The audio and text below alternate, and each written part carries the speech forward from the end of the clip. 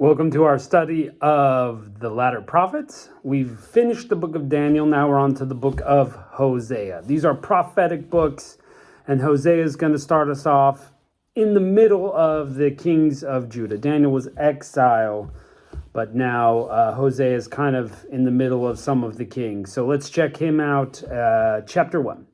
Yahweh's word that came to Hosea, the son of Beeri, in the days of Uzziah, Jotham, Ahaz, and Hezekiah, kings of Judah, in the days of Jeroboam, the son of Joash, king of Israel. Now, Jeroboam wasn't great. He was not a great king, but those Judah kings, some of them were. Hezekiah, Uzziah were decent kings. I don't think Ahaz was, but that's the time frame we're looking in. So it's much earlier than Daniel. When Yahweh spoke at first to Hosea, Yahweh said to Hosea, "Go take for yourself a wife of prostitution and children of unfaithfulness, for the land commits great adultery, forsaking Yahweh." Now this is classic prophetic stuff here. Not that all prophets married prostitutes, but that God is asking the prophet to do something, an action, a thing that the children of Israel could look at and know, okay, God's trying to teach us something here. That the actions of the prophet had a story behind them and a spiritual message, and that's exactly what's happening to Hosea here. Now, this translates it prostitution. Some just translated that she's an adulteress, not necessarily prostituting herself. But the point is that Hosea's wife that he's going to take is going to commit adultery against him, and that the children resulting from that will be children of unfaithfulness. And this is because Yahweh is making the point, as it says here, I, Yahweh, am making this point, my people are unfaithful to me. So it is as though God is the groom and the children of Israel are the bride, and what they do is represented between Hosea and his wife. Verse 3, so he went and took Gomer, the daughter of Diblaim, and she conceived and bore him a son. Yahweh said, call his name Jezreel, for yet a little while, and I will avenge the blood of Jezreel on the house of Jehu, and cause the kingdom of the house of Israel to cease. It will happen that day that I will break the bow of Israel in the valley of Jezreel. So this first child named Jezreel is named for a purpose. When people would see the prophet and know there's this son, Jezreel, God is calling for specifically that he's going to break the bow of Israel in the valley of Jezreel. So it's a prophetic message just in the name.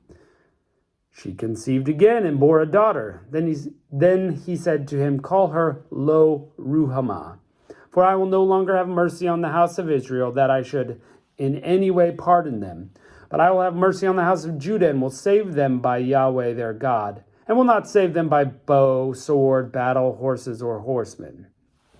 So this is specifically to the house of Israel. Remember, Jeroboam, son of Nebat, he did evil. He set up, or I guess this is Jeroboam, the son of Joash, but anyway, evil, right? There's evil things happening, and he's saying, the nation of Israel here, I am not going to save them, but I am going to save Judah for a little while longer. This is exactly what happened historically.